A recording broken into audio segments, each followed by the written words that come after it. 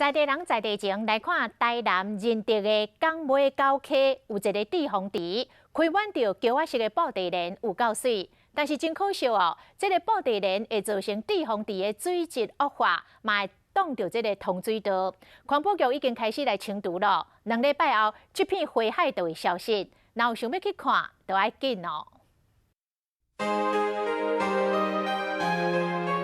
真的很漂亮，运气很好。看过这么多布兰？没有呢，第一次看到。春风十里，不如这一片花海。美伫台南仁德区的港尾高溪地方池，分析的布地莲开甲长水，吸引真侪游客来这赏花翕相，拥抱暮春的最后一波浪漫。唯美的布地莲又搁叫做浮水莲花，粉白色花瓣中央有一搭是黄色的，边有倒着蓝紫色，搁叫做红眼蓝。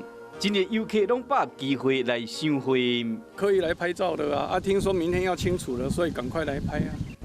这水的美景却是暗中生态危机，因为布地莲遍布水域面积有2/3以上，水中的浮游生物砍掉了，光照不足，无法度成长，致使讲水质恶化，破坏生态平衡。目前台南环保局开始伫清啊，想要收回民众都要把握机会，因为这个美丽将变成回应。